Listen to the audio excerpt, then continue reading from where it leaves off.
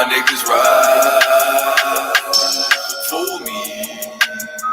I got niggas that'll die for me. You niggas ain't built like that. Run around talking like a thug when you gon' bust a slug, man. Niggas get killed like that. Acting like you bang for the set when you ain't blood or cuz, man. Blood'll get spilled like that. Niggas saying really they the plug, but they talking to the judge, man. Get your cap built like that. Cause niggas get killed like that. When you ain't built like that. You niggas ain't built like that. You was never on the block, you ain't never dodge a knock. You ain't never fought another crew holding down the park. You ain't swam with the sharks, you ain't wrestled with the gators. You was never fucking popping, you ain't got no fucking haters. Bitch, niggas like you make me watch out for the traitors.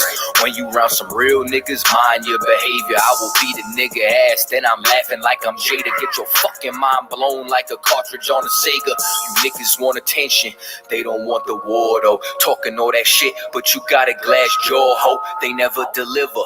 They got that DiGiorno. This that Walking Dead flow. I eat a rapper torso. You ain't the same man once you off the microphone. You ain't never broke a bone. You ain't never had a scar. You a certified pussy, so don't make me pull your card. I'm a certified prophet, respected like the word of God. Cause you ain't got the heart, nigga. You ain't got the heart. You ain't about to finish any beef that you start. You ain't never been a soldier, little nigga. Play your part. Claiming that you spark when you ain't got the heart. Cause you niggas ain't built like that. Run around talking like a thug when you gon' bust a slug, man. Niggas get killed like that. Acting like you bang for the set when you ain't blood or cuz, man. Blood'll get spilled like that. Niggas saying really they the plug, but they talking to the judge, man. Get your cap built like that. Cause niggas get killed like that. When you ain't built like that. Run around talking like a thug when you gon' bust a slug, man. Niggas get killed like that. Acting like you bang for the set when you ain't blood or cuz, man. Blood'll get spilled like that. Niggas saying really they the plug, but they talking to the judge, man. Get your cap built like that. Cause niggas get killed like that. All my niggas ride for me. All my niggas ride with me. I got niggas that'll die for me. Hey, Shalom Israel. Yahweh Bashim Yashai Barakatham to all the brothers. Yahweh Shemar Alathan Bashim Yashai to all the sisters. Priest and Officer 50, Sharia 1, under Commanding General YAHANNA. This is Tuesday's night brotherhood class. Understand, this is Tuesday's night brotherhood class. Every school in the I.S.U.P.K. tonight from 7 to 9 is having a brotherhood class. Understand, this is the school of I.S.U.P.K, which was started out of 1 West 125th Street, Harlem, New York. And we're going to be talking about the truth of the Bible. We're going to be talking about brotherhood. We're going to be talking about Blacks, Hispanics, and Native Indians coming together. Understand? The scriptures say to gather yourselves together, O nation undesired. Understand? Blacks, Hispanics, and Native Indians, we are the true children of God. We are the Israelites the Bible speaks of. Understand? We are a people that are above all nations on the face of the earth. You understand? We are a special people, the salt of the earth. And we got to come back to these laws, statutes, and commandments and learning real brotherhood, learning real sisterhood, learning how to treat each other. So that way we can get out of the conditions that we're in. All right, so I got an article we're going to start off with today. Let me share my screen.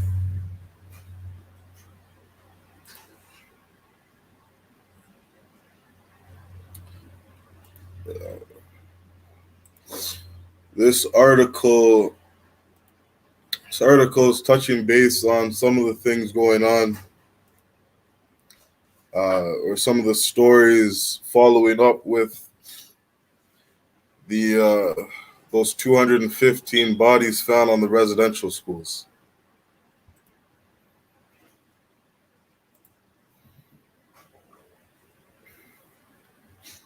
All right, because we've been teaching a lot in the I.S.U.P.K on what's been going on in these residential schools.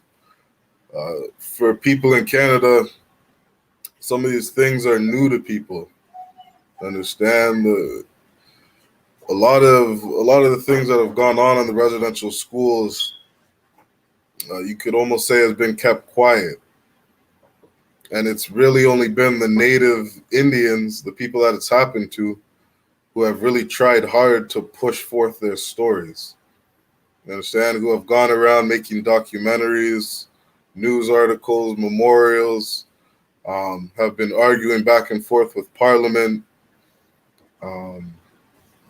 And a lot of people in Canada don't know what's going on these native reserves. You understand? And it's unfortunate that it takes such big news stories like 215 kids' bodies being dug up to really shed light on some of the things that have been going on. You understand? And what's sad is these stories aren't anything new. You understand? These stories of what have been going on to the natives here in Canada and the blacks and Hispanics is nothing new.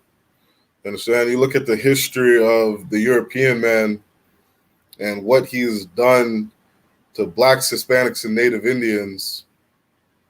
He has a very bloody history. You understand? He has a very sick and twisted history. The crimes that he has committed are unfathomable.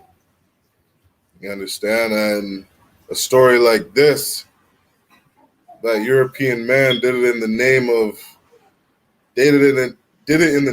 the God of the Bible. You understand? I think the statistics in Canada is that I think 70% of the residential schools were fully run by Catholics. And I think it was only 30% that actually had the government involved in the schools.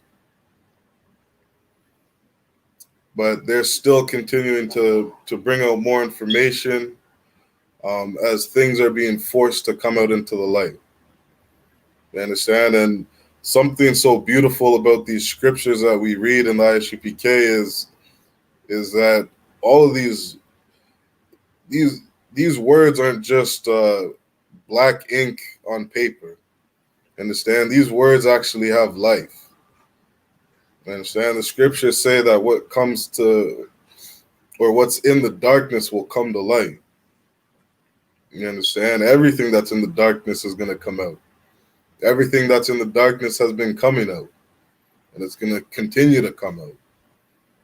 What's happened to our native brothers over on these residential schools is disgusting. And this article is just going to shed a little light on that. All right, so let's jump right into the article. The title of this article, I think it was released today, Slovakia, June 15th. I think, what day are we in today? We're on the 18th. It was 3 days ago this article was released. All right, and the title of this article is Family Wants Apology After Pastor Throws Out Shoes Left on Catholic Church to Honor Indigenous Children. So, little quick story on that is just people have been going around putting children's shoes on the steps of Catholic churches. And the reason they're putting shoes on these Catholic doorsteps is to memorialize the death, all the heartache and pain, all the tragedies that has happened over in the residential schools. Understand? And they're holding the Catholic Church accountable. Understand? They're looking for the Catholic Church to do something about it. make some kind of apology, give some kind of repayment. You understand? Give some kind of support or show some kind of compassion on everything that our native Indian brothers have had to go through.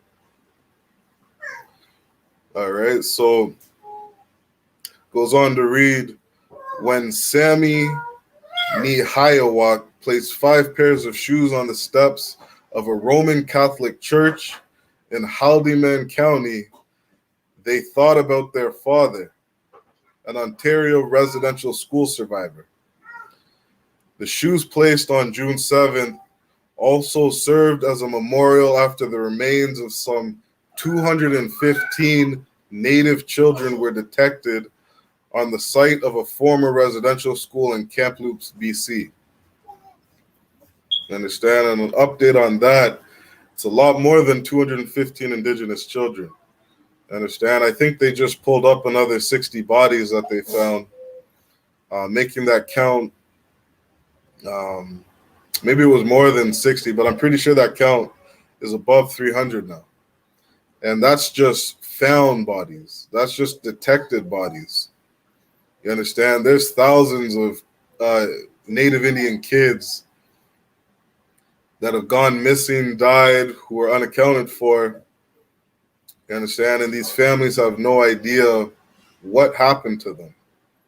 You understand? All they know is their kids were forced onto these residential schools. You understand? And they either came back with new identities, they came back adopting new culture. You understand? Some of them continued to fight for the culture, fight to remember what their elders taught them. You understand? But that 215 children is a lot higher. All right, so it goes on to read, but later the same day, Pastor Sonny Sebastian of St. Michael the Archangel in Dunnville, Ontario, put the shoes in a garbage bag to throw them away, saying they were a tripping hazard. Man. Now, to some people, they might say, well, what's the problem with this? He just threw out some shoes. Well, if you understood the trauma that these Native Indian families have gone through, you understand any little glimpse of hope, you understand any little glimpse of repayment or reconciliation, or you understand just something on trying to deal with all the trauma that has gone on in their families. You understand? Putting these shoes on the doorsteps of these Catholic churches, you understand, is providing some of these families just a little condolences. You understand? And this pastor, you understand, this is a man who claims to love God. You understand? This is a person who claims to be some kind of respectable figure, some kind of respectable leader in the community, some kind of leader of morality. You understand? Like, the Catholic Church is where some people go to deal with their everyday issues. You understand? They go to find some kind of support when they lose the loved one. Find some kind of support when they're fighting with their spouse at home. You understand? Looking for some kind of leadership or some kind of counsel on what to do with that 15-year-old kid who doesn't listen to anything, doesn't listen to anybody, you understand, and starting to get into gangs and gang violence and drugs and different things like that. Like, people go to these churches, you understand, for solutions with everyday life. And this leader in the Christian community, you understand, he threw out these shoes. He literally showed no compassion for what went on to the Native Indians on those reserves. You understand? This pastor showed a lack of empathy, a lack of compassion. You understand? For something so small. And this pastor just straight up threw these shoes in the garbage, saying that they were a tripping hazard. So it goes on to say, removal of the shoes sparked controversy on social media. And Sebastian said he only learned why the shoes were left at the church afterward. But I.S.U.P.K, who uses pronouns, believes Sebastian was aware of the memorials around Canada. They added the condition of the shoes was symbolic of what these children went through. They were put through hell. Now, something you're going to see which is interesting is this pastor responded and said that he didn't know why these shoes were placed, I guess, on his church bench. He didn't know why or understand why they were there, so he threw them in the garbage. This is what he claims, right? We'll read further so that we can kind of dissect what's going on here. It says, those children were treated like they were dirty. I.S.U.P.K's father of James Bay Cree and Abenaki was 10, and I.S.U.P.K's uncle was 5 when they were forced to attend Conora's Cecilia Jeffrey Indian Residential School. The school conducted medical and nutritional experiments on kids. All he would say was that he was taught by nuns, and they were really mean. He told stories of being hit across the face, one of those handbells, and having his ears pulled so hard they ripped away from the side of his head. And that's the tame stuff that he said. Goes on to read, those were shoes I put out there for my relatives. Sebastian said he didn't initially realize the shoes were serving as a memorial, pointing out that people have left trash and beer bottles in the front of the church before. You understand? So he was equating these shoes as being the equivalent of beer bottles and trash being left in the front of the church. He also said no one told him in advance, and there was no sign to show the shoes were meant to be a memorial. The shoes were too dirty, the pastor said. On June 8th, at least a dozen people showed up with shoes, toys, and other mementos to create another memorial, which Sebastian approved. But he still threw out the original shoes I.S.U.P.K left the day before. Not even one shoe was good enough for anything. They were torn and good for no one, Sebastian said. If you are doing a memorial, you put nice shoes when a person dies. You don't put artificial flowers on top of a casket. So he's basically trying to play stupid. This pastor was trying to say he has no idea why they were there. They look like garbage. But interesting, he goes on to say, if you're doing a memorial, you put nice shoes. When a person dies, you don't put artificial flowers on top of a casket. And I think it's interesting that he would say that just with that idea that he had no idea why the shoes were there. You understand? But this picture to me just tells a story. You understand? Like if you're not paying attention to what's going on,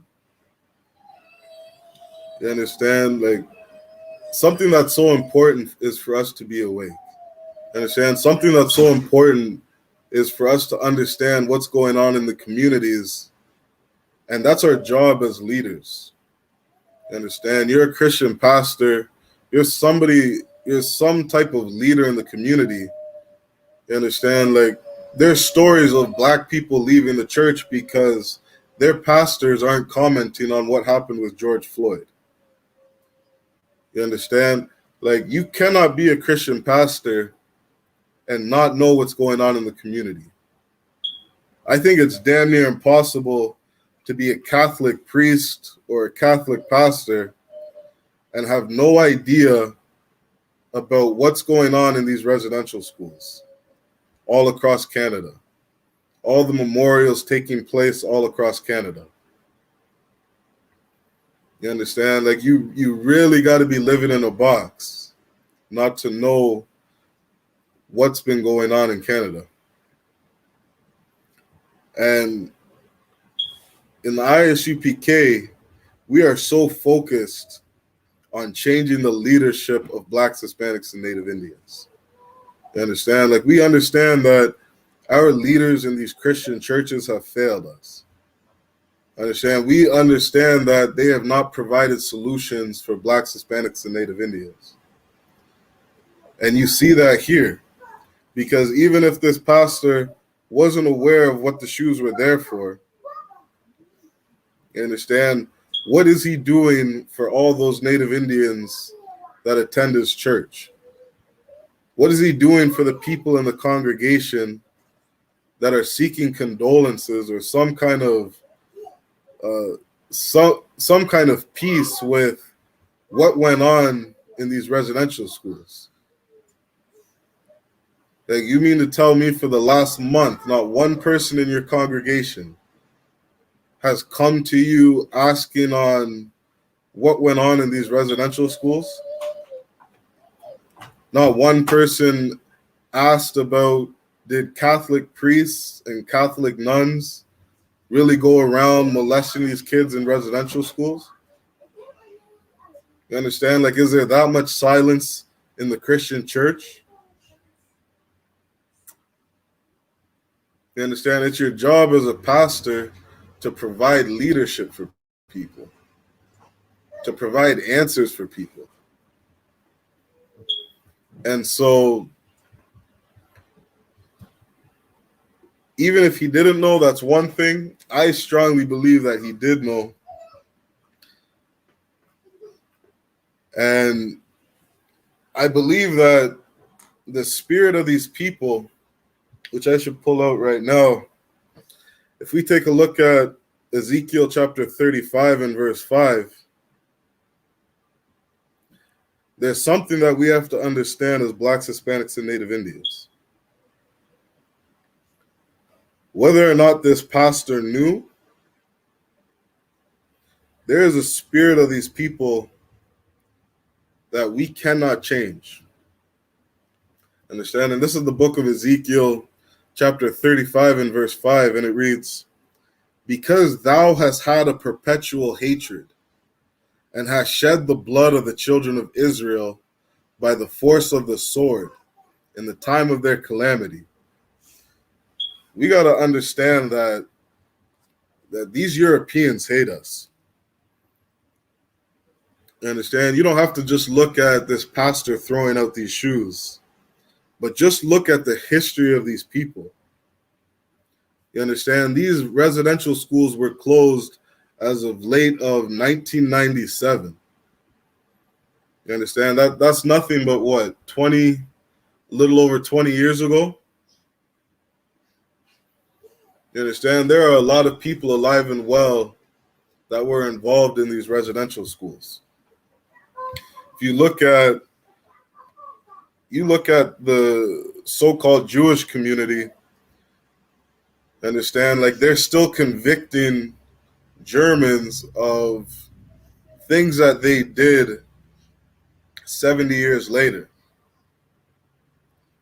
Understand? Because those Jewish people, they love their people. They love their brothers. They love their sisters. You understand? And they're demanding that people be held accountable for the things that they did. You understand? There's stories of 90-year-old women being put in jail for crimes they did to Jewish people 70 years later. You understand? And that's how we have to be as Blacks, Hispanics, and Native Indians. You understand? Like we gotta demand justice.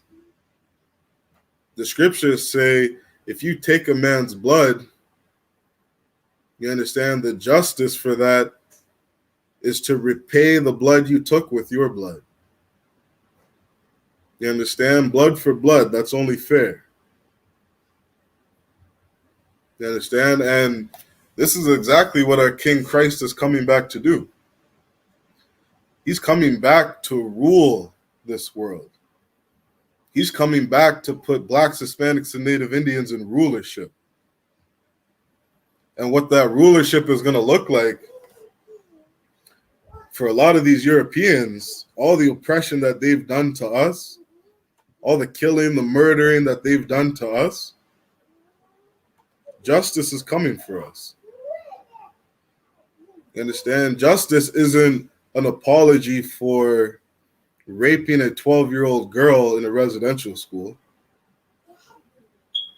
You understand? Justice isn't giving $5,000 to a family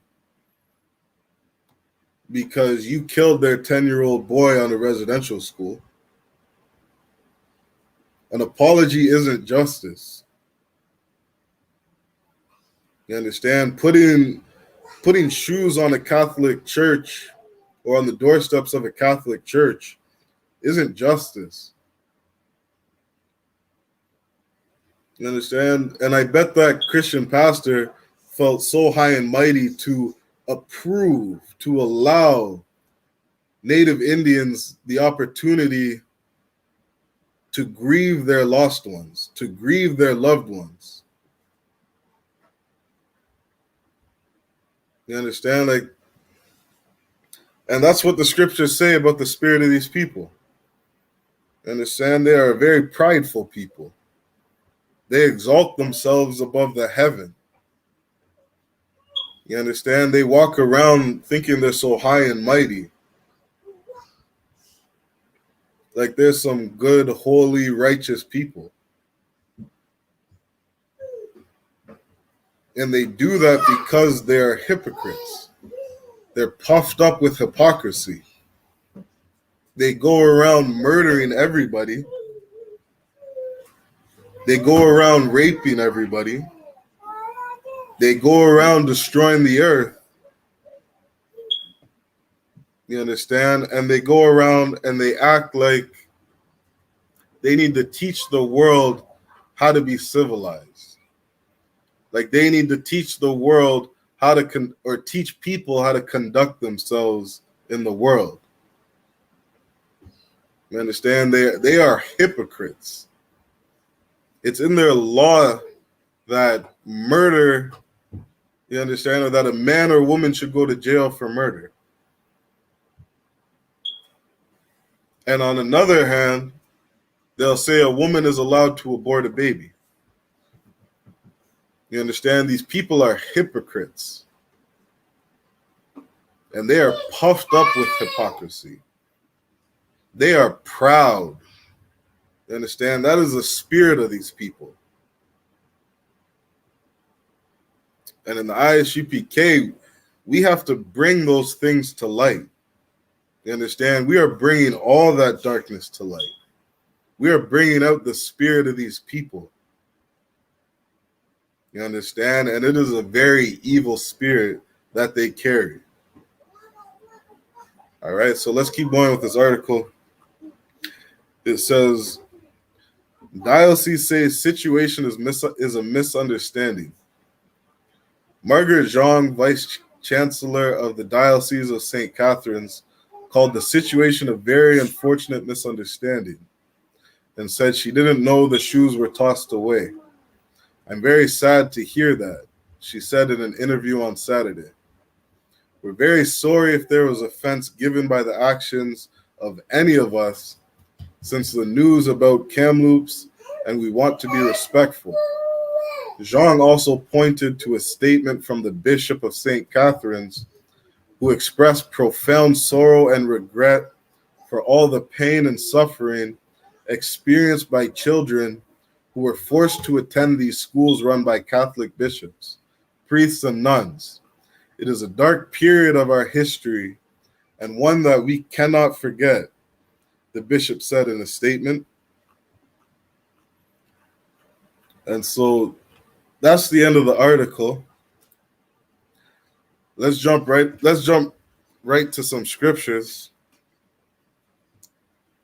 Let's pull up the book of Jeremiah, chapter 6 and verse 14. Because the reason I'm going to this verse is because Blacks, Hispanics have to understand what's been going on with us. You understand? We gotta understand what has been happening to us over here in the North Americas for the last 400 years. All right, we're gonna go to the book of Jeremiah, chapter 6 and verse 14. And it reads, "They have healed also the hurt of the daughter of my people slightly, saying, peace, peace, when there is no peace." Understand?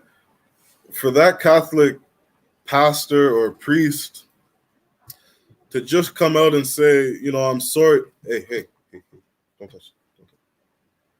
Slack here, 1 second.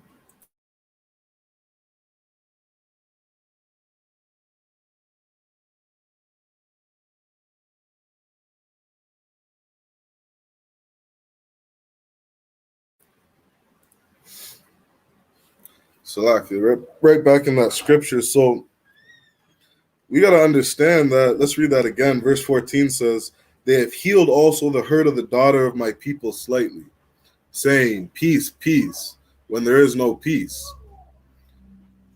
That Catholic pastor or Catholic priest to just apologize for throwing shoes out, you understand, to just sit back and say, I apologize, it was just a misunderstanding, it's no big deal. You understand? Like, that is a person who is trying to heal you slightly. You understand? An apology is somebody trying to heal you slightly. You understand? It doesn't fix anything that has gone on in those residential schools. It doesn't fix anything happening on those native reserves today. You understand? It doesn't provide any solutions to the families of those native Indians dealing with all the trauma that went on in those residential schools. And these people are just going to apologize. They're going to smile in your face, pat you on the back. You understand? That pastor said that he allowed them to put shoes on the front of their church the following day. You understand? That is not healing the daughters of Zion. You understand? That is not healing the men of Israel. That is not healing Blacks, Hispanics, and Native Indians for everything that has gone on to us. You understand? And they're going to sit back with a smile on their face saying, "We love you. You're welcome here." You understand? We're sorry about the things that went on. And this is exactly what led us to integration. You understand? Like, we really have to separate from these monsters. We really have to segregate from these monsters. You understand? We got to stop trying to heal them, change them, fix them. And we got to come and heal ourselves. You understand? We got to come and change the way that we act. We got to heal our families, our communities. We got to love our brothers, love our sisters. You understand? We can't be wasting time giving our love to another people. You understand? Like, for once in our lives, like, we got to look at ourselves. We got to be a little selfish. You understand? Let's fix our households. And maybe after we fix our households, we can think about giving love to another people. You understand? But let's not give our love to these people when we're trying to mourn over the thousands of children that died on residential schools. You understand? When we got sisters into prostitution, we got brothers who are addicted to alcohol, addicted to drugs. You understand? Dying of drug overdose because everything that went on in a residential school. You understand? Like, our families are absolutely destroyed.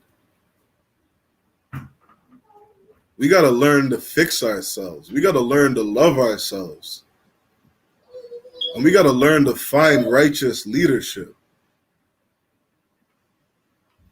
You understand? We don't need to be looking for the Catholic Church to give an apology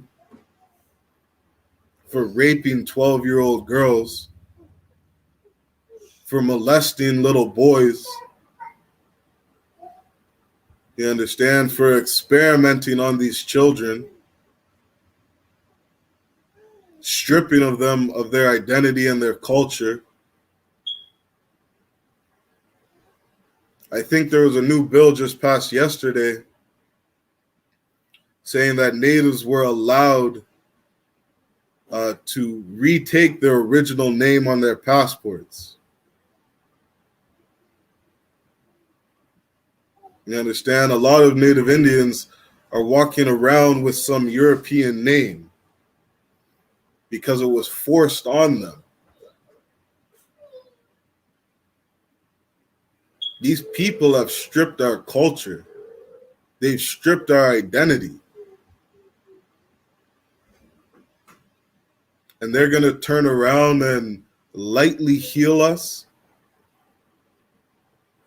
You understand? By allowing us to take on our names on a passport. Like, the stuff that they do to us is absolutely sick.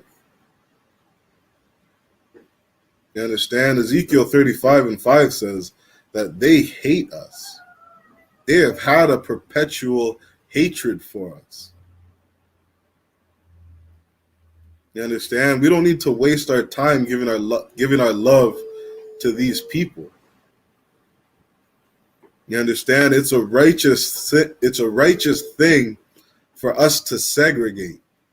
It's a righteous thing for us to be separate, for us to be holy, set apart, different. It's a righteous thing for us to come back to our culture. These laws, statutes, and commandments in the Bible. To be allowed to be left alone and worship our own God. To be allowed to be left alone, you understand, and keep our high holy days.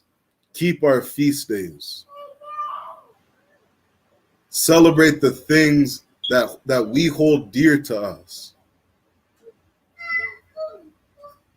You understand? Like, in Canada, they're going to allow you to take a day off for Thanksgiving. They're going to allow you to take a day off to celebrate the slaughter of your own people. But they're not going to allow you to take a day off to celebrate your own holidays. We have to separate from these people. All right, let's jump to 2 Thessalonians chapter 2 and verse 3.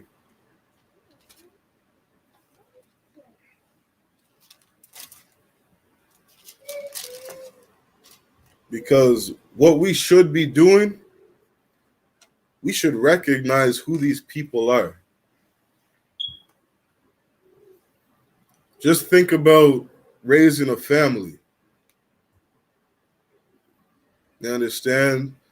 You wouldn't tell your children to go swim out in the middle of the ocean. You wouldn't tell your children to go jump in a pit of snakes. You wouldn't tell your children to go run in the mountains and play with wolves, because you're trying to protect your children.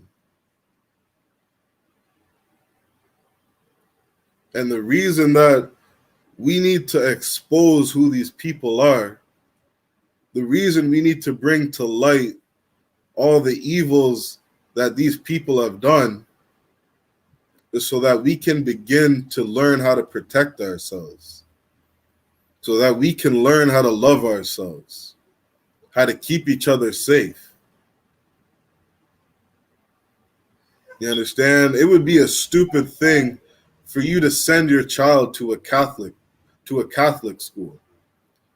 Or it would be a stupid thing to send your kids to a Catholic church.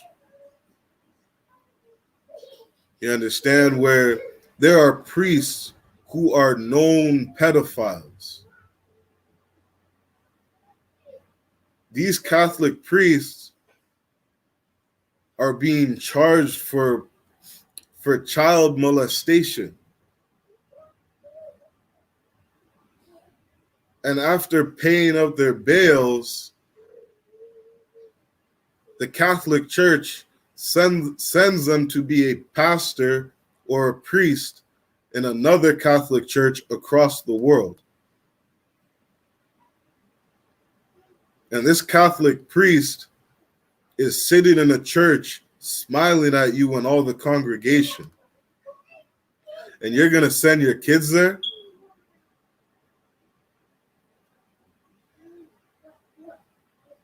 If you knew somebody was a known pedophile, you wouldn't let your kids come near them. When your children are 2 years old and you're looking for daycare, you're scared to send your kids to daycare. You're scared about your kids leaving the nest, leaving your home. You're scared of a babysitter coming to watch your kids.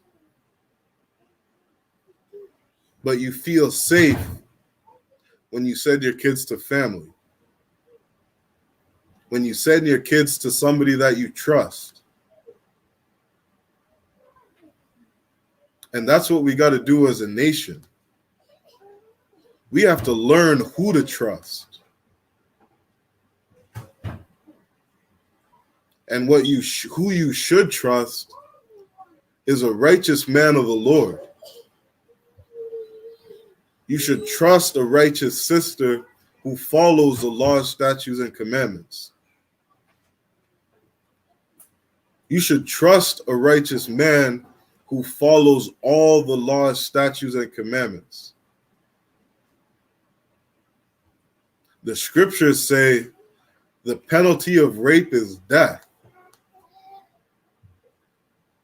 A righteous man who follows the Most High is never going to rape a woman. That is who you want your daughter around. You understand? You want her around a man that has dedicated his life to never stealing, dedicated his life to never lying, dedicated his life to never raping, never touching a woman under the age of 18. You understand? A man who has dedicated his life to serving Christ and loving his people. Those are the people that we should trust. Those are the people it would be wise for us to put our kids around. Not send them off to the Christian church. Not send them off to an uncle who's in and out of jail. Not send them off to an aunt's house who doesn't follow the Most High, who doesn't care about keeping the laws, statutes, and commandments.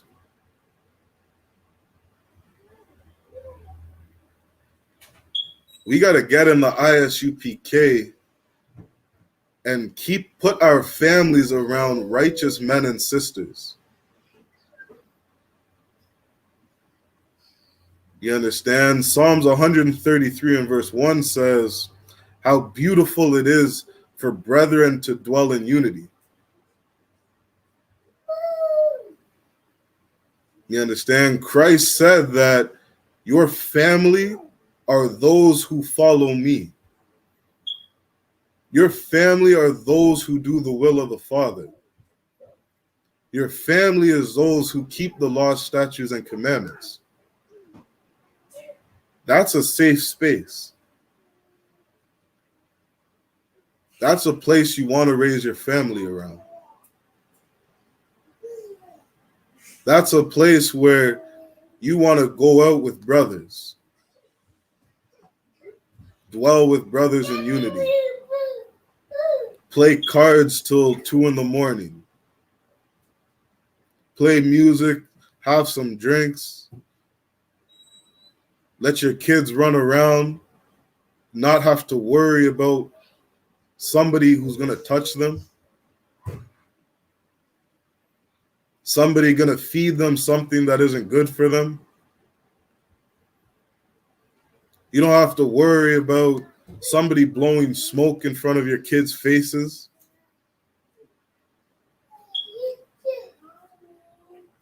We got to gather together with a group of people that are committed to loving themselves and loving each other. And that's what's going to build this nation.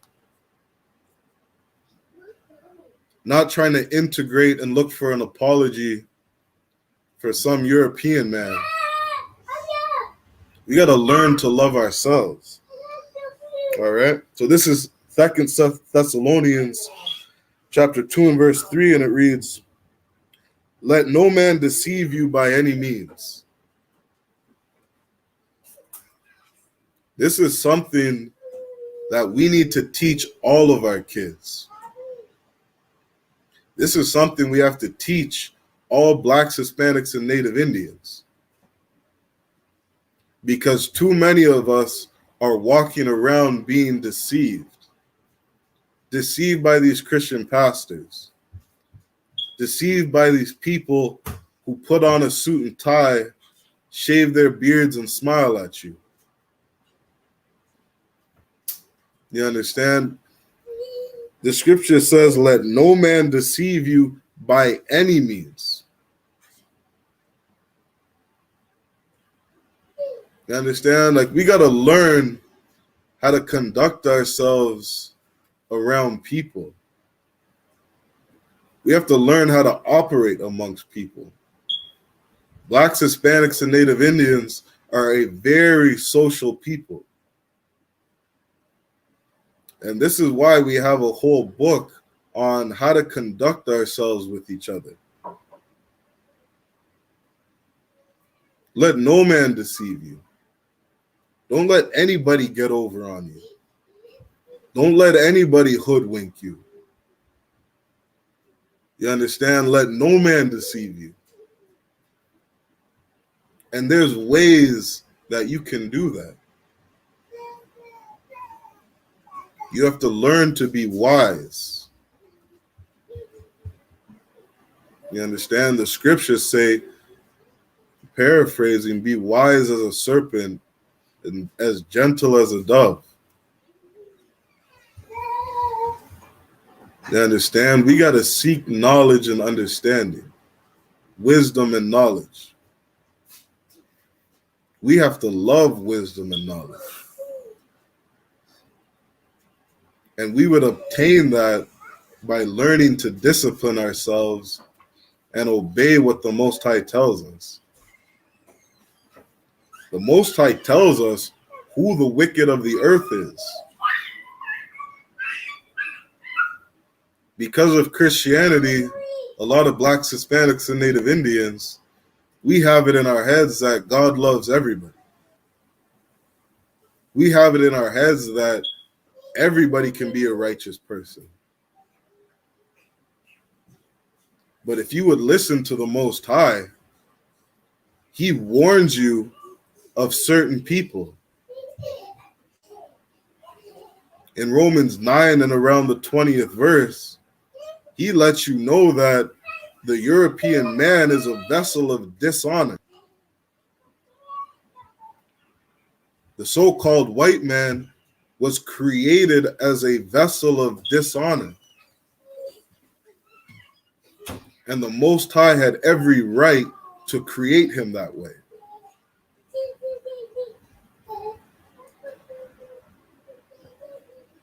He says, paraphrasing, for what is it to ask, or who are you to ask? Does not the potter have power over the clay? Does not the creator of heaven and earth have the power and authority to do whatever he wants in his creation? Did the Most High not have the right to create the sun, the moon, and the stars? Did the Most High not have the right to create lions, alligators, and bears, snakes?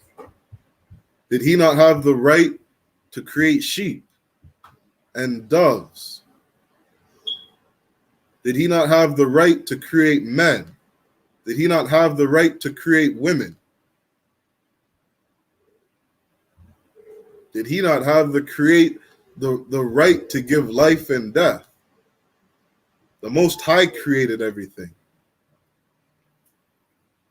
And he is asking in Romans the 9th chapter, did I not have the right to create the so-called white man as a vessel of dishonor? As a wicked, evil, disgusting bastard?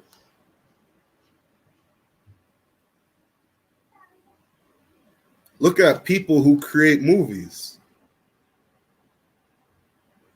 They create good guys, they create bad guys.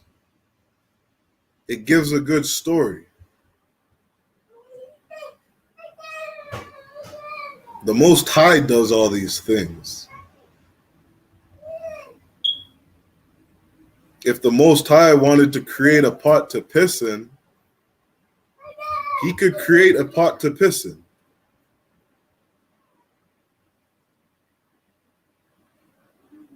If we would follow the Most High, we would understand that the so-called white man is the devil the Bible speaks of. The so-called white man is a deceiver. He is a liar. He's a man that lightly heals the daughters of Zion. He's a man that says, peace, peace, when he's going around and raping your little girls. When he's going around, there's a story where a man, he threw his trailer hitch at an indigenous woman, at a native Indian woman. What kind of spirit was that man carrying before he took out his little trailer hitch and threw it at a native Indian woman who was just walking on the street?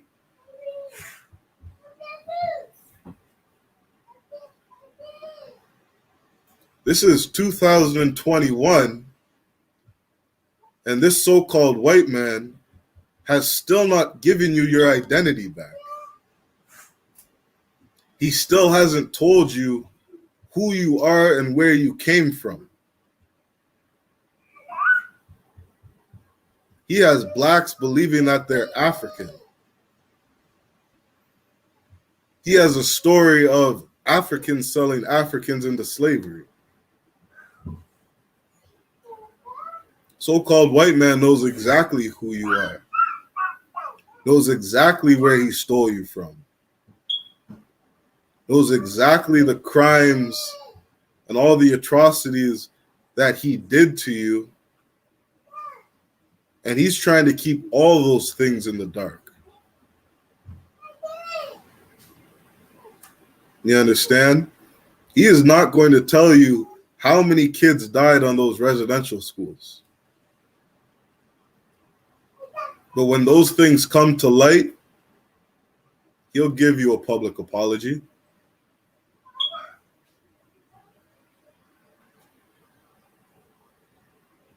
The spirit of these people is evil. They are vessels of dishonor. And these people have had a perpetual hatred for you because of who you are. These other nations hate Black, Hispanics, and Native Indians because of the covenant that we have with the Most High. In the book of Lamentations, it says, these other nations look at us and they say, are these really the people that God chose? All these niggas and spicks living in the ghettos, barrios, and reservations? Are these really God's chosen people? Look at how they act. Look at how they carry themselves. And these are the things they say after oppressing you.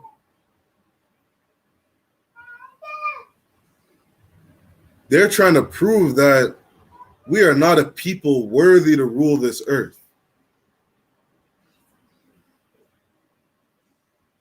And in our current condition, we're not.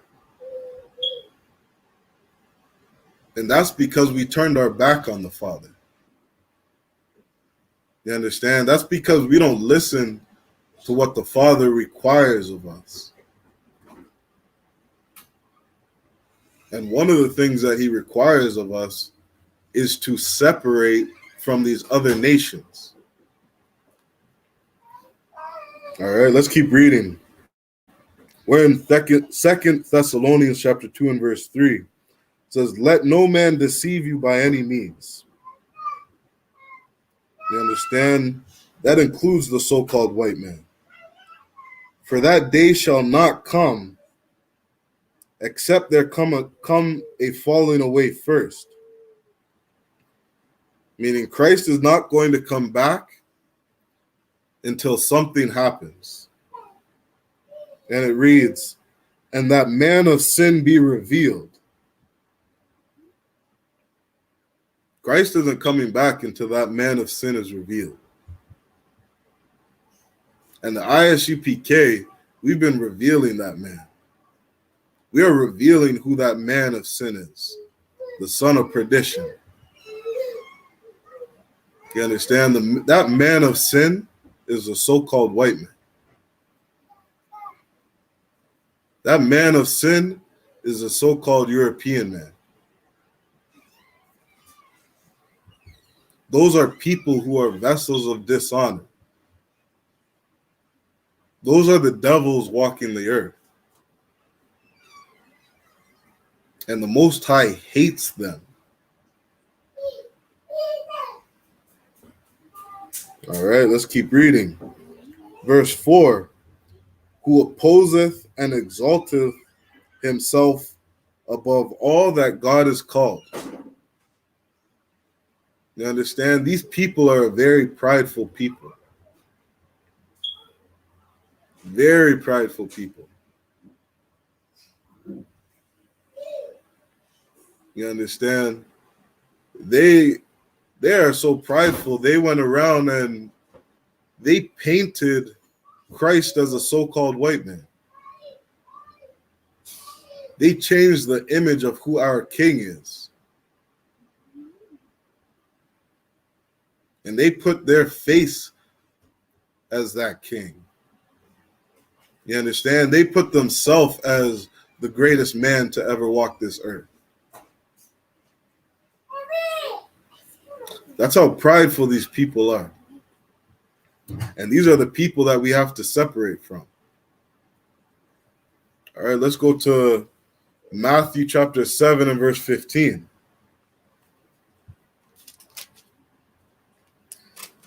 Matthew 7 and 15 reads, "Beware of false prophets, which come to you in sheep's clothing."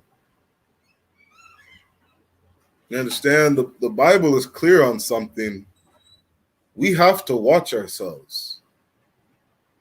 We have to watch ourselves on who we socialize with.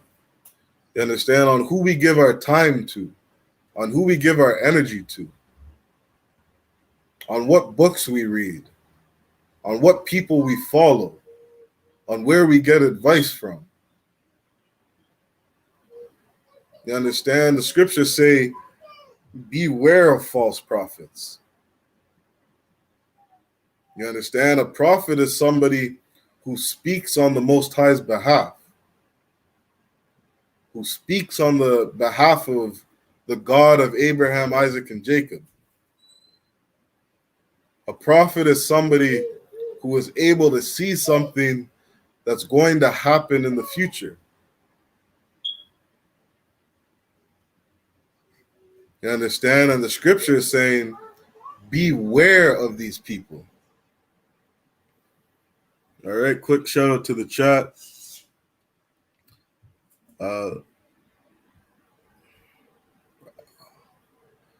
Shalom Ra'ah Hashar, Salakia Ra'ah Hawar. Yabashim Hashar Brakatha. Thank you for tuning in, brother. Understand, the scriptures say, beware of false prophets. You understand? And not only does it tell you again in these scriptures to beware of them, it tells you how to identify who these people are.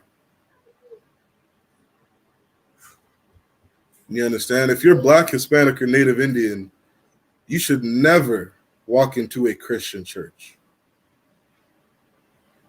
Because when you read through these scriptures, your Christian pastor is the exact definition of who the Bible says to be aware of. And we're going to prove that right here. It says, beware of false prophets which come to you in sheep clothing. So what does that mean? A sheep is a very, very docile animal. You understand? If you were to take a sheep and put it out in the wilderness, a wolf is going to devour that sheep. You understand? That sheep is not going to live long. Not only is a sheep very docile, but a sheep needs a sheep herder. A sheep needs somebody or something to follow, somebody or something to lead it.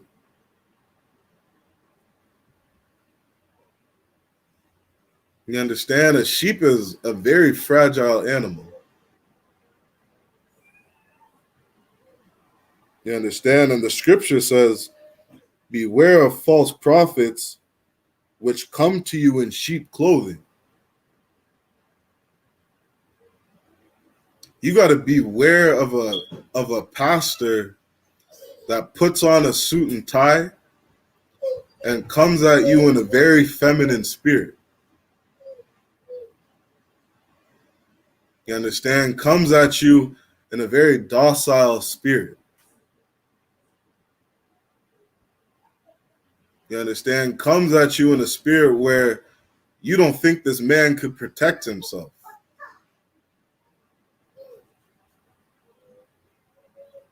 Just being in the world, if you saw a man with some big grizzly beard, you understand, and he's walking around aggressive. You understand? He's walking around just loud and in everybody's face. He's coming off as he's not afraid of anybody. He doesn't fear anybody or anything. You understand? That's not a person that's coming in sheep clothing. Somebody coming in sheep clothing is smiling in your face every 2 seconds. You understand? Sheep clothing is a man who comes at you speaking very soft, speaking very gently, using kind words, smooth words. You understand? Words that sound nice. Words that make you feel good. And that's exactly what these Christian pastors do.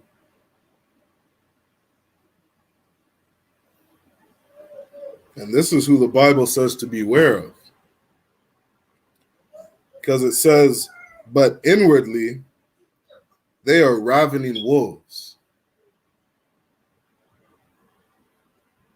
You see a group of black men on the street, and they are loud and aggressive, masculine, manly. They present themselves as wolves. Those are not somebody that you should be aware of. Those are not people that you should be afraid of. But you should be scared of that Christian pastor who looks like he has something to hide, who isn't telling you everything that's on his mind, who isn't being aggressive. You should beware of that pastor who's being very passive, very feminine, very soft. This is what the Bible tells us. And the Father is just waiting for us to obey every word in this book. The Father is waiting for us to get all this knowledge from this Bible, apply it to our lives so that we can stop going in these traps that are laid out for us. You understand? The scriptures say that the so-called white man hunts our steps. These oppressors hunt our steps. You understand? They hunt us and they are laying traps for us. We got to stop falling in these traps. You understand? The Bible gives us all the knowledge in the world for us not to get caught up in these traps. You understand? The spirit of this so-called white man, he is a cunning hunter. You understand? He is good at hunting us. He is good at laying traps for us. But if we would use this wisdom and knowledge of the Bible, you understand, we wouldn't be in the condition that we're in. You understand? Quick shout out to the chat. Shalom. Kawapa Yao Shema Athan Bashim Yao Shai. Water for tuning in, sis. You understand? We got to return to this knowledge of the Bible. Let's jump to the book of Romans, chapter 12 and verse 2.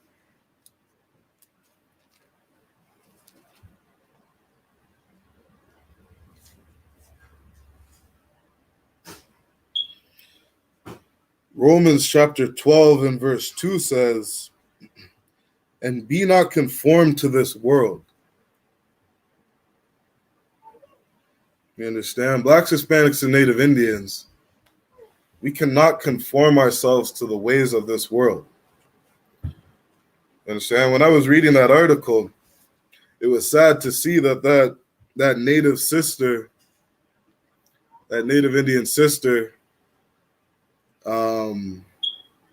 wanted people to wanted people to identify her as they and them pronouns. You understand? This is what some transgender people use so that they don't feel so offended when people are talking to them. You understand? So I don't exactly know the type of lifestyle that this sister is living, but the scripture says, be not conformed to this world. You understand? Our culture, the way that we are supposed to be living, the Bible says a man should not dress like a woman, and a woman should not dress like a man. You understand? That's what these other nations do. That's the lifestyle of these other people, these other nations of people. And we can't conform ourselves to the ways of this world. We can't think like these other nations of people. We can't act like these other nations of people. You understand? Their way of life is bad for us. We need to segregate and separate ourselves from the way that these heathens are living. You understand? The so-called white man passes laws saying men can marry men and women can marry women. We got to come back to our own culture. You understand? A man lying with a man is a disgusting thing to the Most High. It's an abominable thing to the Most High. You understand? You're a Black, Hispanic, or Native Indian man. You go and lie down with another man, you are going to die of a disease. You are going to catch HIV and AIDS, and it is going to kill you. That is a very stupid thing for you to do. It is not wise for you to do. It is disgusting for you to do. You understand? And that's what these heathens do. That's what these other nations of people do. And we can't live those lifestyles that these other nations of people are living. You understand? It's very destructive for us. Romans 12:2 says, be not conformed to this world, but be ye transformed by the renewing of your mind. You understand? All those brothers and sisters that were on those residential schools, you got to wash your mind of all that crap that they taught you. You understand? You got to throw away the philosophies of what those oppressors were teaching you. Black, Hispanic, and Native Indian man, we got to shed ourselves of all the philosophies. We got to wash our minds of all the philosophies that we've learned here being integrated with these people. Watching their TV, going to their schools, working with them. You understand? Some of us going on to marry them. You understand? Some of us going on to creating families with them.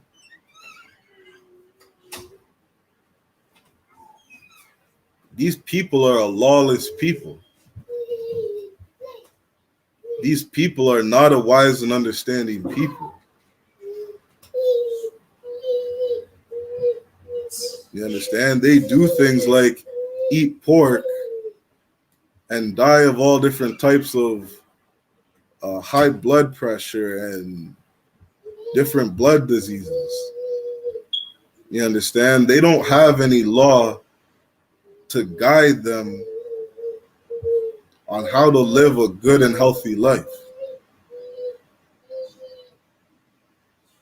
And even if those laws were there, the other things and the other way of life that they're so used to living, they would probably much rather live those lifestyles than follow the God of Abraham, Isaac, and Jacob. And that's fine for them.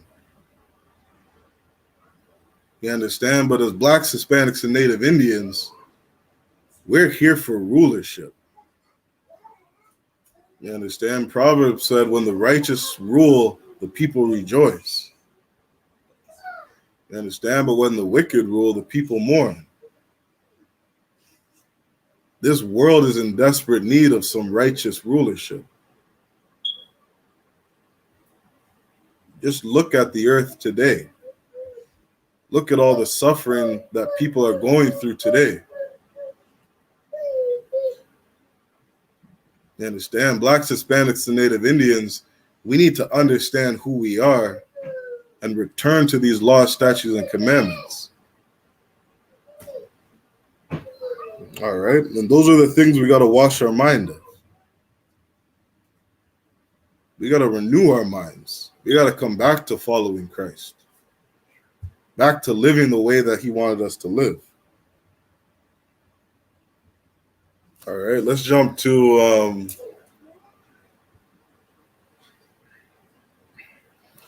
the book of James, chapter 2 and verse 18.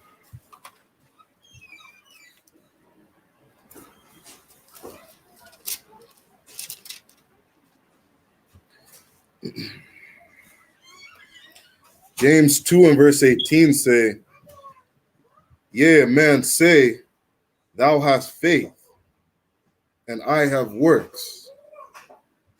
Show me thy faith without thy works, and I will show thee my faith by my works.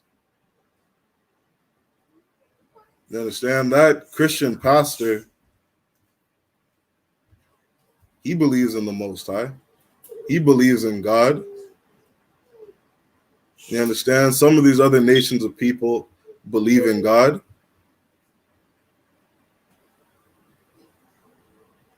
But what does it matter to just know that God is real? You understand? The scriptures talk about actually doing something.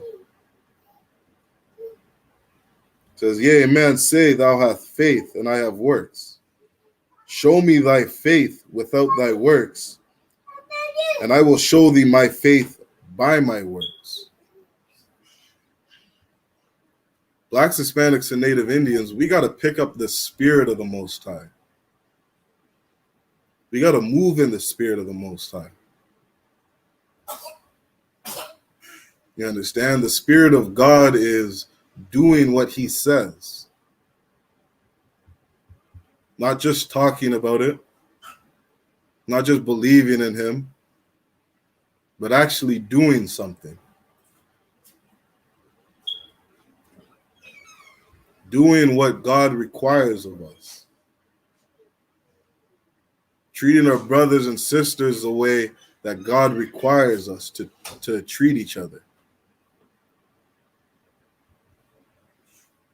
All right, we actually have to do something. Verse 19 says, thou believest that there is one God, thou doest well. The devils also believe. Those Christian priests in those residential schools, they might have believed in God. Devils believe in God. So what?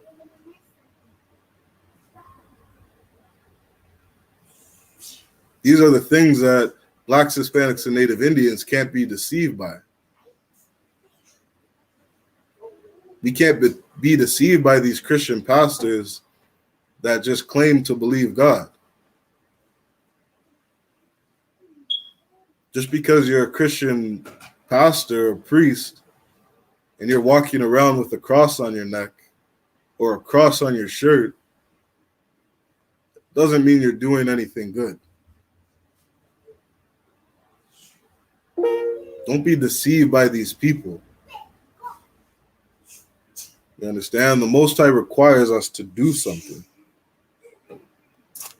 Let's jump to 1 John chapter 3 and verse 18.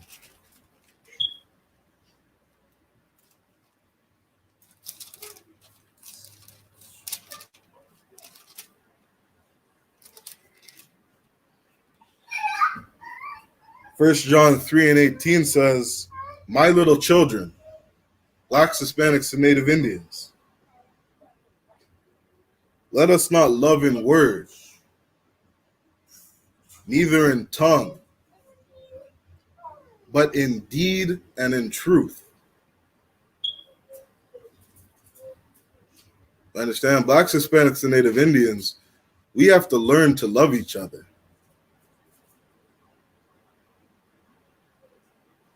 It's so important for us to learn how to treat brothers and sisters good, how to be brotherly and sisterly to each other. You understand? Your Christian pastor, your Catholic priest isn't going to teach you how to love in deed.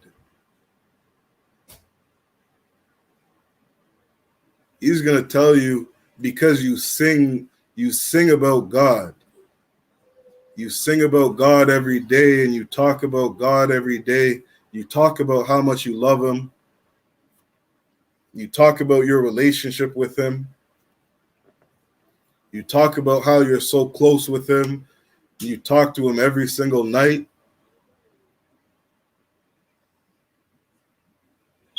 And then as a man, you turn around and you sleep with somebody in the congregation's wife. You turn around and go and molest somebody's child. You go home at night and go do a line of drugs. You understand? You go home at night, get drunk, and beat on your wife.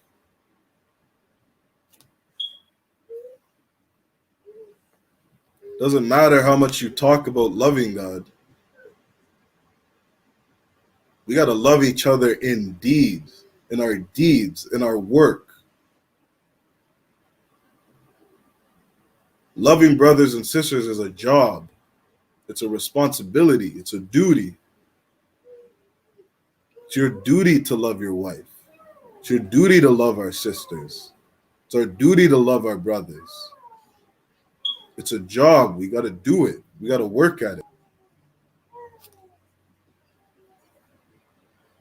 You understand? My little children, blacks, Hispanics, and Native Indians, let us not love in word, neither in tongue. We can't just talk about it, but in our deeds. We got to actually do it.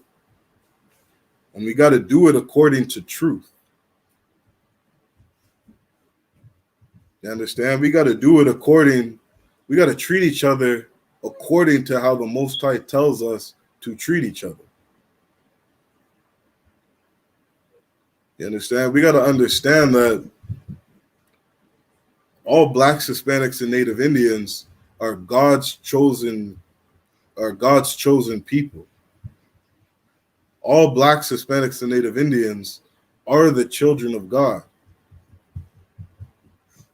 And the Most High cares about every single one of us. There's not one black, Hispanic, or Native Indian that the Most High doesn't care about. And it would be wise for us to treat each other as so. To recognize that this is a child of God. This is God's chosen people. This is God's chosen daughter. This is God's chosen son. And I need to do right by this person. I need to do right by these people. I need to do right by my family.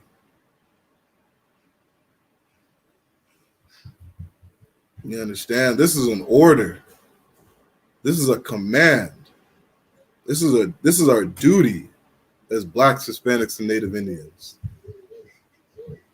To actually give a damn about ourselves and give a damn about our brothers and sisters. All right, let's jump to chapter 4 and verse 20. It says, if a man say, I love God, and hateth his brother, he is a liar. If a man say, I love God, we got to be really careful about how we speak. We got to be really careful about the words that come out of our mouth. You understand? Think twice. Think 3 times. Speak once. Be mindful of the things that we say. It's not a light thing to go around saying, I love God. It's not a light thing to go around saying, I love Blacks, Hispanics, and Native Indians, the children of God. It's not a light thing. And it reads, if a man say, I love God, and hateth his brother, he is a liar. You understand? The spirit that Blacks, Hispanics, and Native Indians have to be in is all about our works, all about the things that we do, which is so contrary to what the Christian church is teaching. The Christian church is teaching just have faith, faith, faith. The Most High is telling you, what are you doing? How are you treating each other? Because if you're treating each other bad, you don't love me.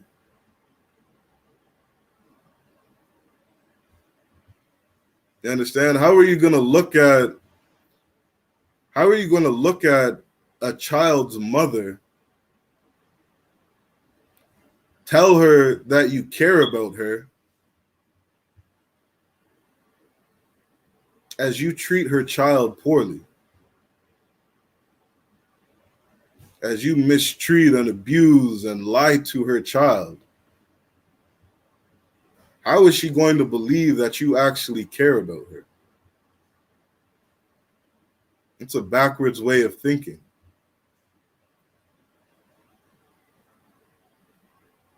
You understand? And that's how Blacks, Hispanics, and Native Indians got to look at our Father.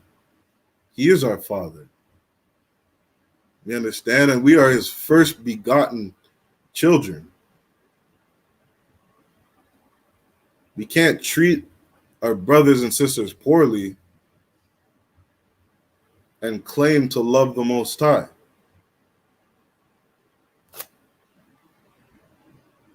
And people that do that are liars.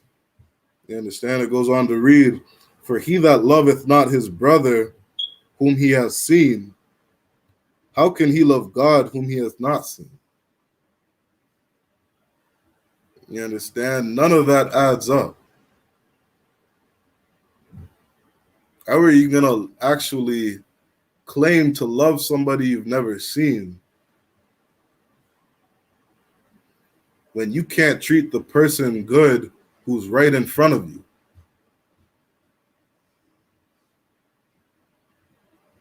When you can't treat the person good that you work with?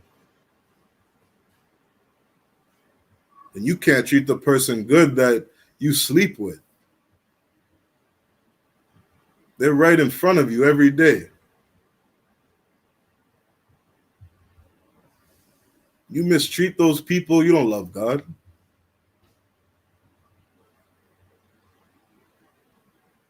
And these are the people that Blacks, Hispanics, and Native Indians, we have to learn to discern who is good and who is evil. Who is good for us to give our time to? Who is good for us to let our kids be around? The book of Ecclesiasticus says, do good to the godly man. You understand? We got to do good to people that follow the Most High. Give our time to righteous brothers and sisters. Invest in righteous brothers and sisters' business. Build each other up. get righteous leadership on top. You understand? Righteous people shouldn't be at the bottom of a society. Righteous people should be in leadership, teaching each other how to act, how to conduct themselves, how to treat each other, how to raise our kids, how to operate on the job. You understand? We got to come back to deeds, actually doing something. Let's jump to John chapter 13 and verse 35.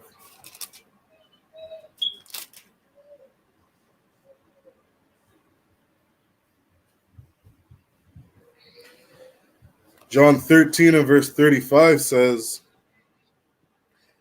"By this all men know that ye are my disciples, if ye have love one to another."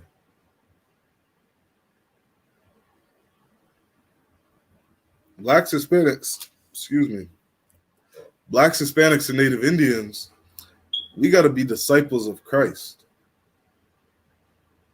We have to follow Yahweh, who the world calls Jesus. Yahweh was a perfect man, an upright man, a righteous man, a better man than anybody has ever walked the face of this earth. This is a brother worthy of following. This is a brother worthy of emulating. You understand? This is a brother who we should tell all of our kids, this is the example on how you act. This is the example on how to treat each other.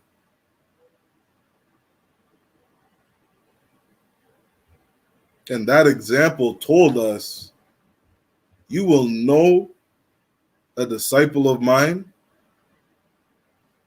because he is loving his brother. Any Black, Hispanic, or Native Indian that loves his brother follows Christ. Every Christian pastor that doesn't love his brother does not follow Christ. You understand? A Christian pastor who sleeps with another man's wife is not a disciple of Christ. A Christian pastor who doesn't love Blacks, Hispanics, and Native Indians is not a disciple of Christ.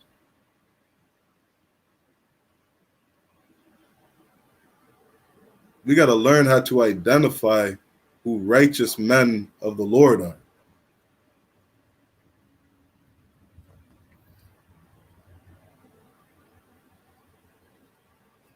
Let's jump to Proverbs chapter 5.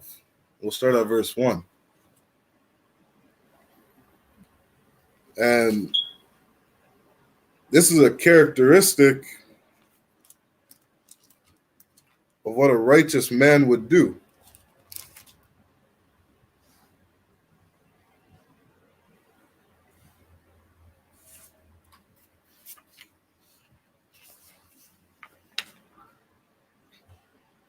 All right. Proverbs chapter 5 and verse 1 says, "My son,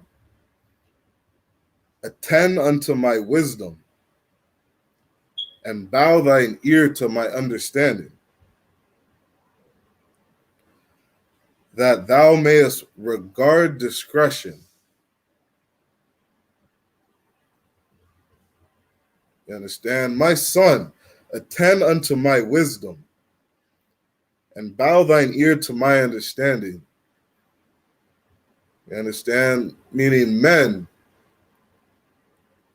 there is some wisdom and understanding that we are about to receive. You understand? King Solomon was one of the wisest men to ever walk this earth. You understand? And he's telling Blacks, Hispanic, and Native Indian men to listen. Pay attention to the words I'm about to say. He says, verse 2, that thou mayest regard discretion. You understand? What does it mean to regard discretion? Regard discretion is all about maintaining your integrity. You understand? You get in this school in I.S.U.P.K, you are going to be told everything that you cannot do. You understand? This is what Blacks, Hispanics, and Native Indians need. Discipline. You understand? In my household, my kids know when they don't even come to me asking me for things, because daddy is going to say no. Daddy is not going to give me what I want. Daddy is going to tell me everything that I cannot do in this house. He's going to tell me to be quiet, to sit down and be quiet. He's going to tell me I can't jump up and down on this couch. He's going to tell me I can't drink the whole bottle of apple juice. He's going to tell me I can't talk to this stranger on the street. Every time I'm with my dad, he tells me everything that I can't do. Because I am raising my kids to have discipline. And this is what the men in the I.S.U.P.K are teaching Blacks, Hispanics, and Native Indians. We're going to teach you everything that you cannot do. We're going to tell you who you cannot marry, who you cannot hang out with, what you cannot eat, what you cannot celebrate. You understand? In the I.S.U.P.K, we are going to teach you discipline.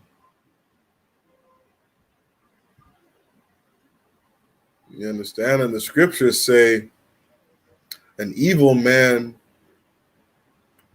loosely paraphrasing, an evil man hateth reproof, hateth correction.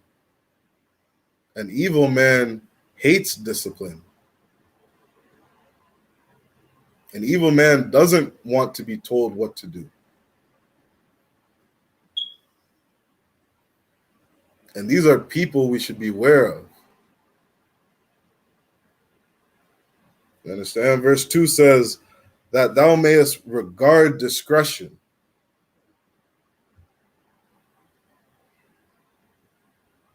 Slacking. Verse 2, that thou mayest regard discretion, and that thy lips may keep knowledge. Understand? Being in order, being disciplined,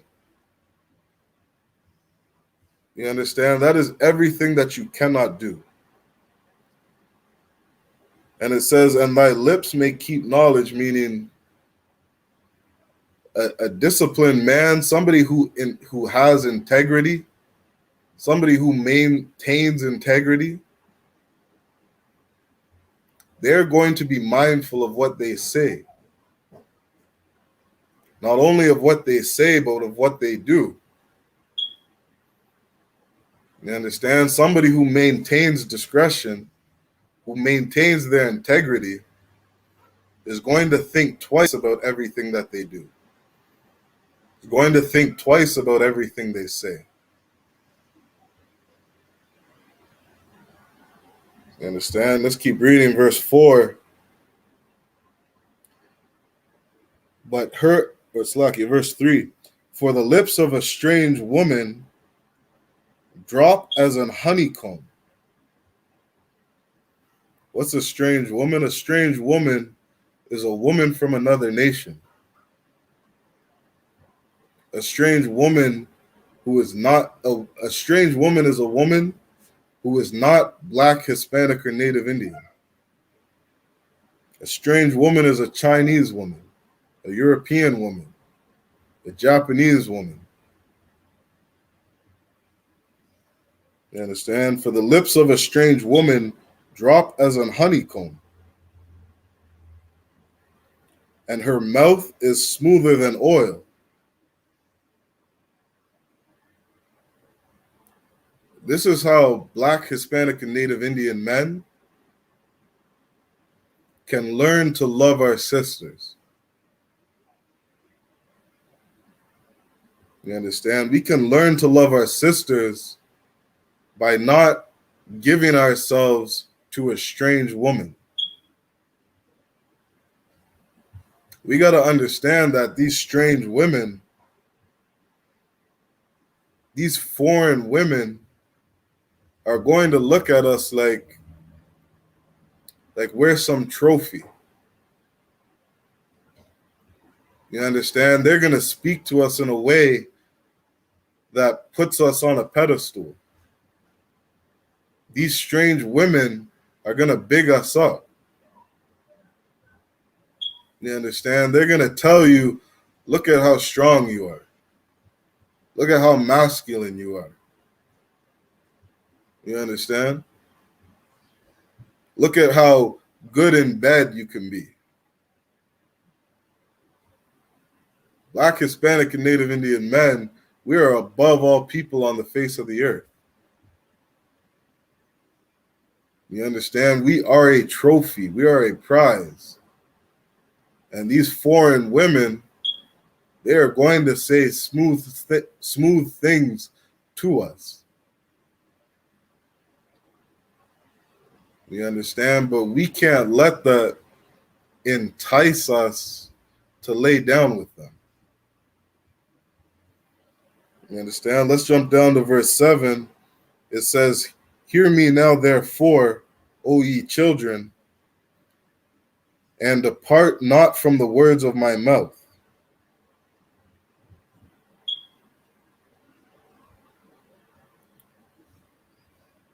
Salaki. Verse 7, "Hear me now, therefore, O ye children, and depart not from the words of my mouth."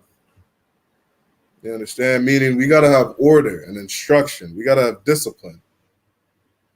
You understand? We cannot leave the truth. You understand? We got to understand that there's fault with these philosophies of men.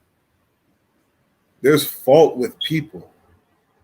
There's fault with men. But there's not fault with the instruction from the Most High.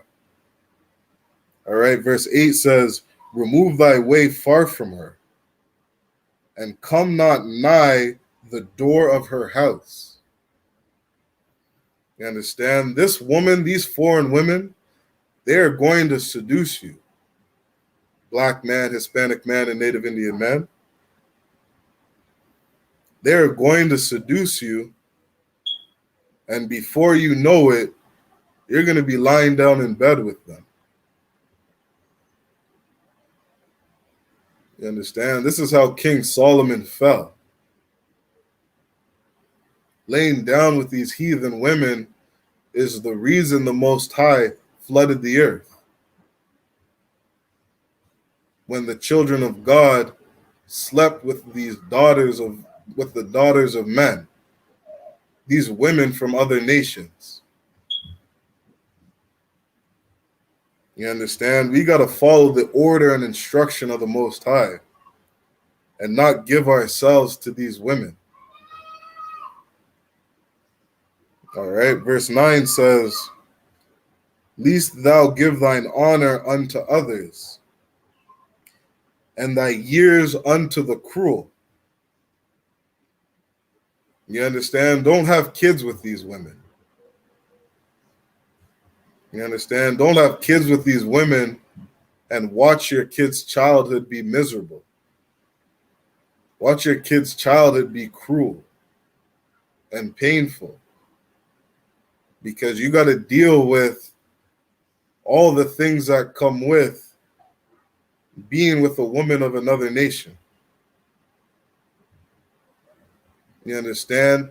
Having your kids grow up in some confused household where they don't know who to give their love to. You understand? They see daddy's people being murdered out in the street.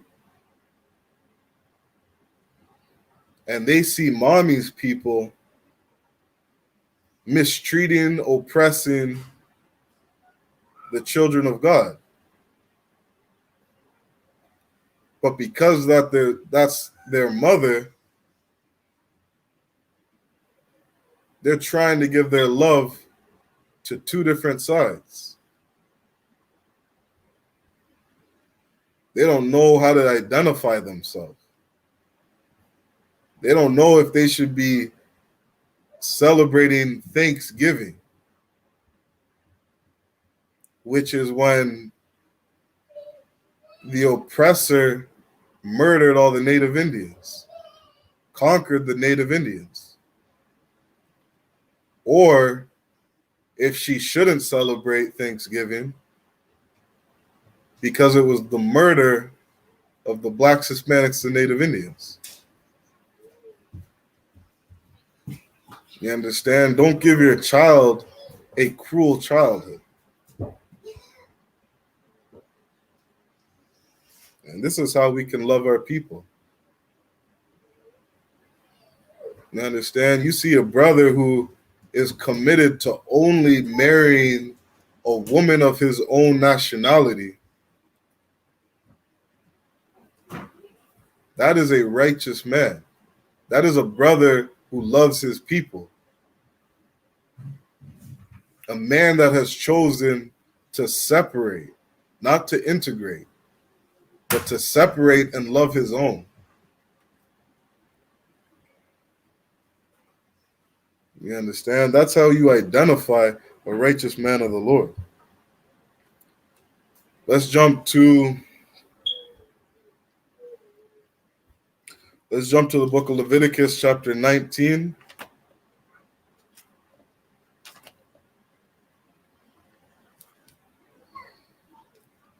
I think we're going to verse 17.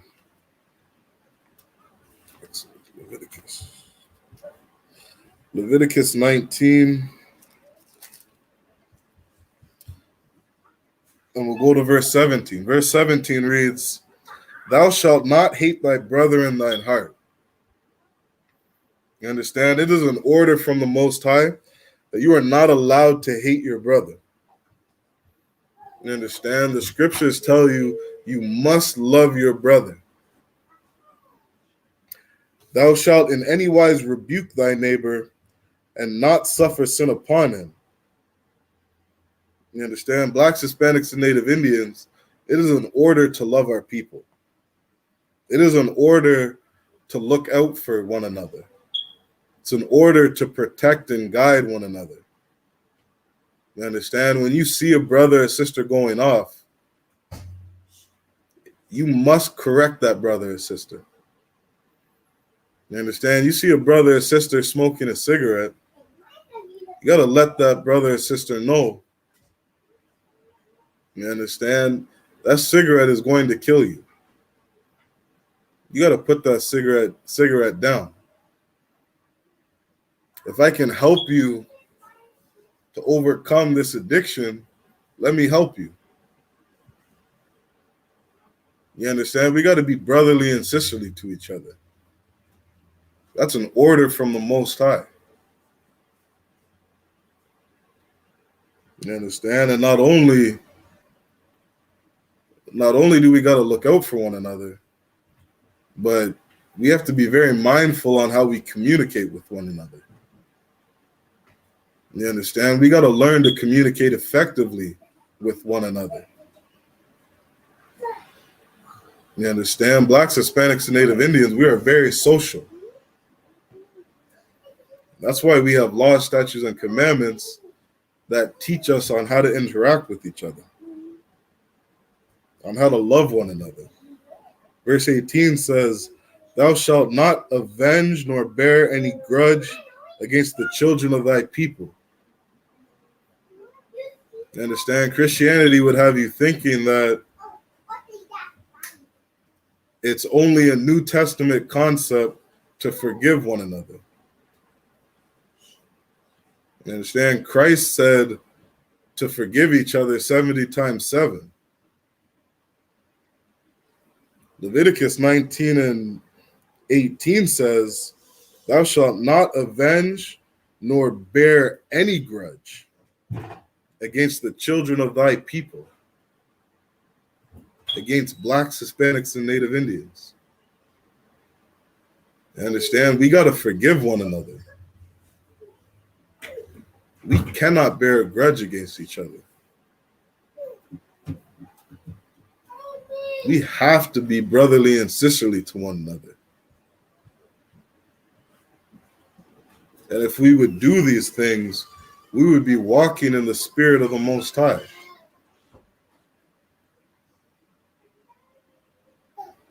You understand? That Christian pastor that threw away those shoes, he doesn't love the children of Israel. He doesn't show compassion for the children of Israel. He may believe in God, but he doesn't have any good works.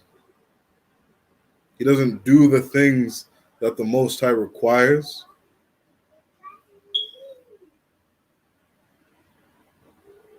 You understand? Matter of fact, let's jump to Deuteronomy. I think it's chapter 6 and verse 4.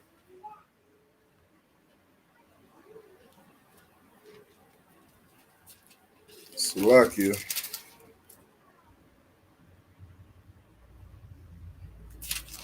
Maybe it's chapter 4 and verse 6.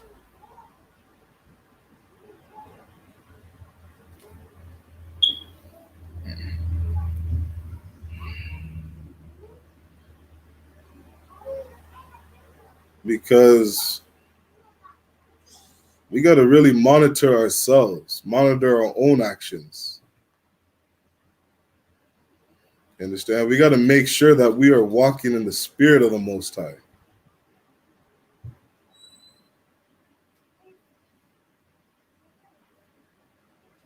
Go to Deuteronomy 11 and verse 16.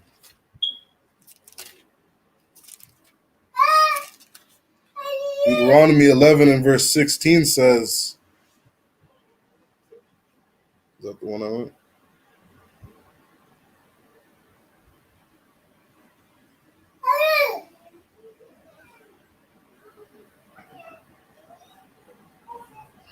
Slovakia, Deuteronomy chapter 4 and verse 9. That's the one I want. Deuteronomy chapter 4 and verse 9 says, only take heed to thyself. You understand? Meaning, it's important to correct brothers and sisters. You understand? It's important to let brothers and sisters know when they're going off, when they're doing something that can harm them. You understand? We got to know how to communicate with one another and correct each other if somebody's going off. But we also have to take heed to ourselves. You understand? We also have to be very mindful of what we're doing. You understand? This is a commandment from the Most High. This is an order, an instruction. Take heed to thyself and keep thy soul diligently, lest thou forget the things which thine eyes have seen. You understand? For all the brothers and sisters who have came in the I.S.U.P.K, for all blacks, Hispanics, and Native Indians who have woke up to the truth, you understand? We got to remember the things which brought us in this truth. You understand? We got to remember the things, the pains, the heartaches that we were going through that woke us up to this truth. You understand? And moved us to answer the call to follow the Most High, to follow Christ, to do what he says, to love our brothers and our sisters. You understand? We gotta watch ourselves and remember those things. lest they depart from thy heart all the days of thy life.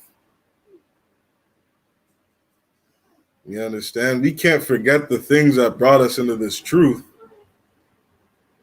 You understand? And use that as a motivation.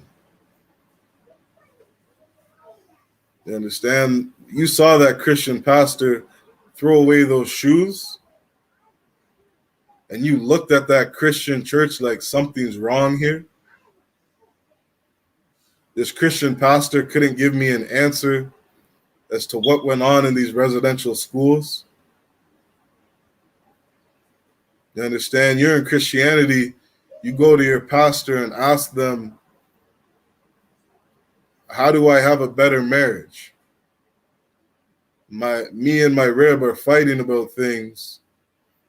You understand? How do we resolve this issue? And your Christian pastor didn't have an answer for you. You understand? You went to this Christian pastor and said, make life make sense. Make sense of what I'm going through. Make this scripture make sense. You understand? Teach me what the Most High was thinking or talking about in this verse. You couldn't get that answer from him. You understand? You're out marching, Black Lives Matter, protesting about the death of George Floyd. You understand? And a week later, another black man gets shot.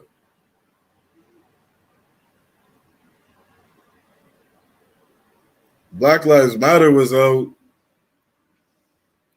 almost rejoicing over the conviction of that devil that killed George Floyd, and 12 hours later, a Hispanic man was shot in an alley, was gunned down in an alley by some policemen.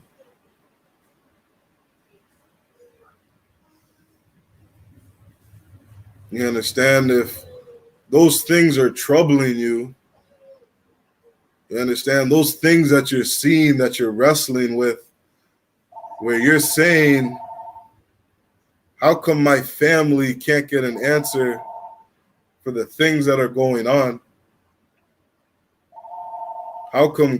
Why is God allowing these things to be happening? You understand? You couldn't get an answer to those things, and so it led you to this truth. It led you to finding out the truth of the Bible. It led you to finding out the real heart of the Most High. You understand?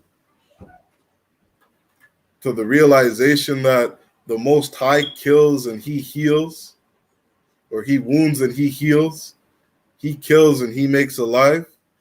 That the Most High does all these things. You understand? Those things that brought us to this truth, we got to hold on to that. You understand? Hold on to it and let it be a motivation to check yourself and make sure you're doing what is right. Take heed to yourself and make sure that you're walking in the spirit of the Most High. Take heed to yourself and make sure that you're a real disciple of Christ. And you know you're a disciple of Christ because you love your people. You understand? And so with that, I'm a little over time. 7:11. Yeah, with that, I'll end the class, and we'll pick up. We'll continue next week in next brotherhood class. We'll pick up where we left off. All right. So with that, we're gonna end the class. Let's clap it up.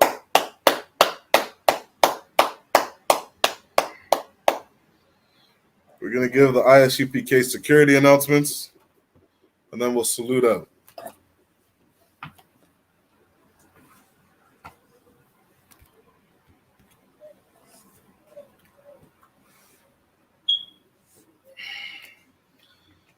All right, we are the I.S.U.P.K. This is I.S.U.P.K security announcements. We are the I.S.U.P.K, start out of 1 West 125th Street, Harlem, New York. Rule for new brother and sisters. When a new brother or sister comes into the school, they are off limits for 6 months. They are to be saluted only. They are here to shed themselves of the world. If they need transportation, the teacher will arrange it. After 6 months, if a brother or sister has an interest in a particular person, he or she must get permission from the head to speak to a brother or sister. There's another 6 months in which the brother and sister will court each other. After this 6-month period, the brother and sister will get permission from the head to marry. Tithes, which is a commandment. You can find that in Numbers chapter 18, verse 21, and Malachi chapter 3, verses 8 to 10. Ma'ashra means tenth in the Hebrew. 10% of every penny of any increase the Lord gives you. Give to the treasury department or teacher. Priest fund, free will offering for priests is not mandatory. Whatsoever amount you would like to give, please give. Upcoming holy convocations. This Sunday, on June 20th, is the Feast of First Fruits. If you're in Canada, you can contact Officer 500 Zabadia or Officer 1000 Adiyar if you're in Montreal. And brothers and sisters in the school, you can contact your camp leader for more information about that high holy day. All right, with that, we're going to give a courtesy salute to the brothers. Men of Israel, I.M.A.J.M, which means stand in the Hebrew. Men of Israel, we're going to give a courtesy salute to the brothers. I.M.A.J.M Shabbat. I.M.A.J.M Barak. Yahaba Shem Yahashai Barakatham to all the brothers. Yad Yam Matah, which means hands down. We're going to give a courtesy salute to the sisters. Men of Israel, I.M.A.J.M Shabbat. I.M.A.J.M Barak. Yahweh Shamar Alathan Ba'Shem Yahashai. Yad Yam Matah. Class dismissed.